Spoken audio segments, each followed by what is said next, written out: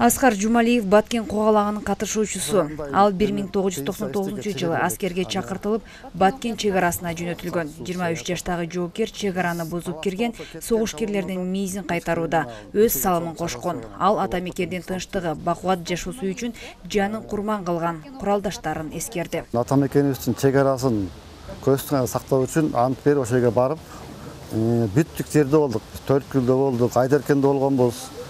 Жанагындай террорист дейбизби же мындай наркобарондор дейбизби, ошолорду өткүзбөш үчүн биз өзүбүздүн милдетибизди аткарып кызмат кылганбыз. 20-25 балдар болчок.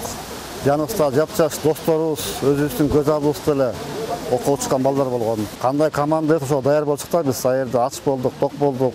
Эч убакта согуштун мынтыктын угулбасын. Биз дагы деле дайыма ата мекенди коргоонго даярбыз.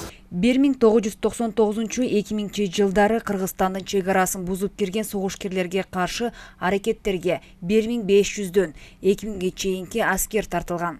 53 жоокер курман болгон. Анын ичинен 4-өө Талас облусунан. Согуштан курман болгон баатырлар эскерилип, митинг реквием өткөрүлдү.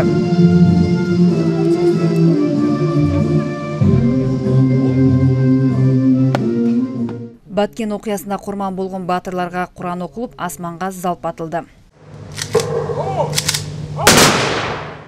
Эскерүү иш-чарасынын экинчи бөлүгү Атай Огонбаев атындагы балдар музыкалык мектебинде уланды. Иш-чарага Талас облусу боюнча Баткен когалагынын катышуучулары чакырылган.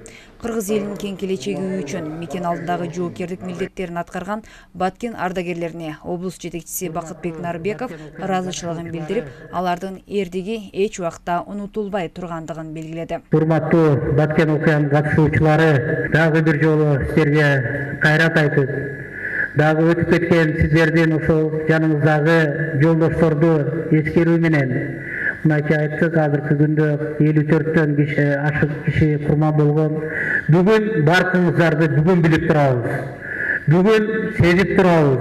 Жоокер, мекенди коргоого аттанган жоокер деген ким экен? Мекен үчүн жанын берүүгө даяр киши ким экен? Бүгүн жалпы мамлекет сезип турабыз. Биз сиздерге үмүтүбүз чоң. Бөөдө кырсыктан ушундай куралдуу кагылыштардан алыс болуп, мамлекетибиз гүлдөгөн мамлекет болсун. Иш-чарада Баткен окуясынын айрым катышуучуларына Кыргыз Республикасынын Улуттук коопсуздук мамлекеттик комитетинин чек ара кызматынын Карегимде мекен чеги медалы жана Талас облустук аскер комиссариатынан ардак грамоталар тапшырылды.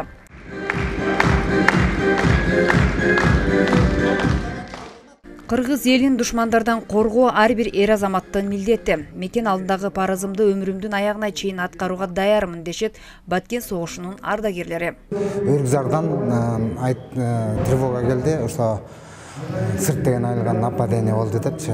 Биз барган күнү, ошол күнү Майлысуудан 7 баатыр өзүнүн куралдаш достор солдат балдар кайтыш болду. Биз өзүбүз партизан болуп барган батальон адап коет афганистер. Эл жеримди коргош да менин милдетим. Азыр менин тарбиямдагы балдарыма ошондой. Силер барбасаңар армияга башка ким барат деген тарбия үйдө семейный. Талас облусу боюнча Баткен окуясына 200 жоокер тартылса, анын 4-өө курман болгон. Учурда облус боюнча 193 Баткен когалагынын катышуучусу бар. 2018 жылдан баштап Баткен окуясына курман болгон баатырларды эскерүү иш-чаралары өткөрүлүп келет. Кыргыз элинин кең келечеги үчүн курман болгон баатырлардын эртиги эч качан эч убакта унутулбайт. Чолпон Сабитова, Байжан Мирбеков, Эркин Айжумабекова, Талас шаары.